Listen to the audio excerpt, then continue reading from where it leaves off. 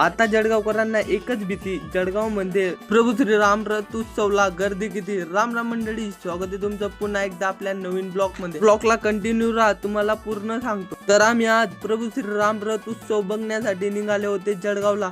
तर मंडळी तुम्हाला माहिती आहे आपण जळगावला जातच राहतो। पुऱ्या जळगाव मध्ये जत्रेचं वातावरण होतं, जत्रा भरली होती, असं वाटायचं की काय ती पब्लिक, काय तो जळगावकरांचा जल्लोष, काय ती जत्रा, सगळं कसं एकदम ओके मध्ये होतं। मग इकडे आले भाऊ आपण दर्शन घेण्यासाठी, दर्शन वगैरे घेऊन घेतलं।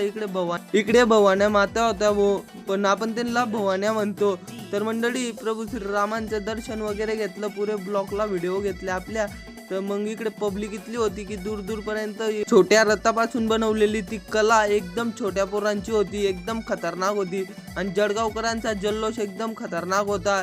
इकडे पण भवानी मातेचा एक व्हिडिओ घेऊन घेतला आणि आले व प्रभू श्रीरामांच्या मूर्तीजवळ। जळगावकरांचा जल्लोष एकदम थाटात होता, नाद करती काय यावंच लागतं मग पुढे जळगाव मध्ये। इकडे प्रभू श्रीरामांच्या रूपात बघून घेतले। थोड्या पुढे आल्यानंतर इतर प्रभू श्रीरामांची सेना होती।